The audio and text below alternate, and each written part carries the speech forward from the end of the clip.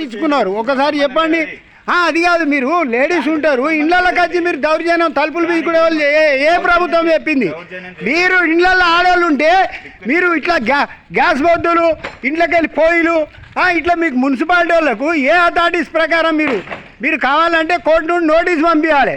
అర్థమైందా? మీరు ఇళ్ళల్లో లేడీస్ ఉండగా మీరు ఇళ్ళల్లో ఎట్లా వస్తారు?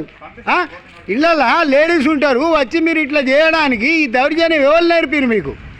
మీ ప్రభుత్వం మీకు ఈ పని చేయమని చెప్పిందా? చెప్పండి ఒకసారి.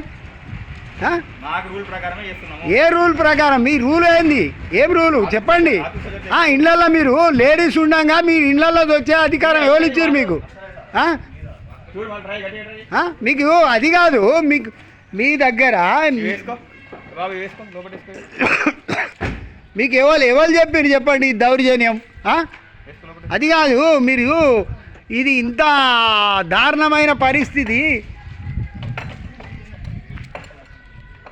ఒక్కరోజు చక్కగా నీళ్ళు వచ్చింది లేదు, ఒక్కరోజు ఒక్క వాడల క్లీనింగ్ లేదు. మీరు ఎక్కడ మీరు చేసేది ఎక్కడ? అభివృద్ధి అసలే లేదు. 4 ఏళ్ళు ఉన్నది, మీరు 4 ఏళ్ళ సంధి కాదు 5 ఏళ్ళ సంధి చెప్తా ఉంటే ఇప్పటివరకు పట్టించుకోలే. ఇప్పుడు ఆడ సీసీ కెమెరా లేదా? నువ్వు మాట్లాడింది లేదా? ఆ రోజు మీరు మాట్లాడిరు కదా, మేము తీసేస్తాం మీరు పైసలు కట్టుకోవాలంటే కట్టినాం కదా. ఆ రోజు కట్టలేదా? దానికేం దీనికేం, దానికి దీనికి అంతా నేను కాకుండా ఇంకేవాళ్ళు. అంటే మీకు ఇదేనా మీ ప్రభుత్వం మీకు నేర్పింది? మీ గవర్నమెంట్ ఇంత దారుణంగా ఈ రేవంత్ రెడ్డి ప్రభుత్వము కాంగ్రెస్ ప్రభుత్వం బీద ప్రజలను పీడించుకొని తినడానిక?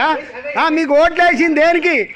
మీరు ఎలక్షన్ల ముందు చెప్పింది ఇదేనా? అధికారులకు మేము పంపించి మీ పొయ్యిలు పట్టుకపోతాం మీ గ్యాస్ పట్టుకపోతాం అని చెప్పడానిక?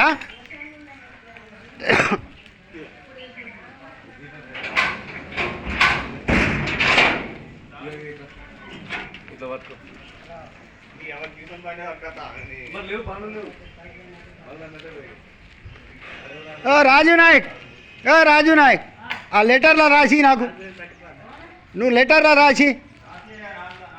రాసియకుంటే నేను గేట్ దాటనియను. మీరు పోలీసు వాళ్ళకి ఫోన్ చేసుకొని, నేను గేట్ దాటనియను బండి, మీరు పోలీసు వాళ్ళకి ఫోన్ చేసుకొని.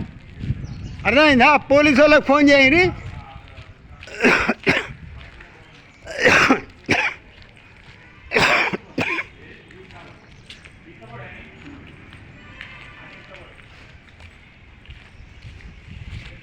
నువ్వు నాకు లెటర్ రాసి రాజు నాయక్,